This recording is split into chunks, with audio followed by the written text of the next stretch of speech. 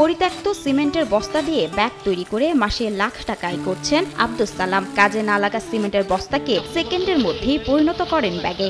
একটা ব্যাগ বানাইতে সময় লাগে না, মনে হয় 30 সেকেন্ডের ভিতর হয়ে যায়। রাস্তার পাশে বসে এক মধ্যবয়সী মানুষ সিমেন্টের বস্তা কাটাকাটি করছেন। তার সমস্ত শরীরে সিমেন্ট লেগে থাকায় আসল চেহারা চেনা দেয়। কাছে গিয়ে জানতে চাইলে বললেন এই বস্তা দিয়ে তৈরি হবে ব্যাগ। পরিত্যক্ত বস্তা থেকে হাজার হাজার ব্যাগ বানান আব্দুস সালাম। 30 দিনে 30,000, ভাবে 2,000 কম হবে 30,000-এর।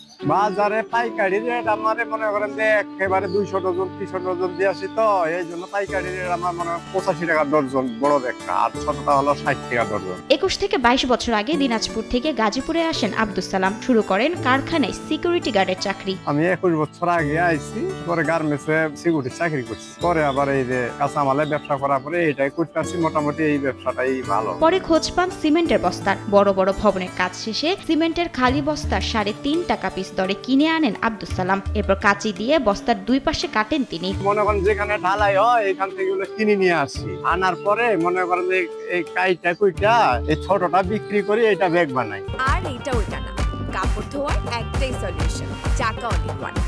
কাটা বস্তাগুলো পাশের খালে নিয়ে পরিষ্কার করেন। তারপর সেগুলো রেল লাইনের পাশে রোদে শুকাতে হয়। পুরোপুরি শুকিয়ে গেলে বাসায় নিয়ে সেলাই করে তৈরি করেন বাজারের ব্যাগ। দিনে বস্তা ধোয়া যায় 700 থেকে 800 পিস। কত 700 ধোয়া যায়, 800 ধোয়া যায়, আবার 550 650, এটার কোনো ঠিক নেই।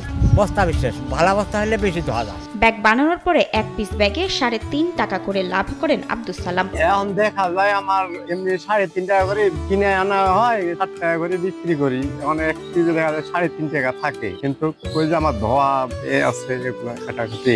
এদিকে বস্তা কাটার সময় লেগে থাকা সিমেন্ট জমা করেন আব্দুস সালাম। 500 বস্তা কাটলে এক বস্তা বের হয়, সেগুলো আলাদা বিক্রি করেন তিনি। এই সিমেন্ট গুলো বিক্রি করি, দেখা যায় যে 500 বস্তাতে এক বস্তা সিমেন্ট হয়, এটা আবার 200 টাকা বিক্রি করি এক বস্তা। প্রখর ইচ্ছা ও পরিশ্রম দিয়ে জীবনের সফলতা আনা সম্ভব, সমাজকে তাই দেখিয়ে দিয়েছেন পরিশ্রমী এই আব্দুস সালাম।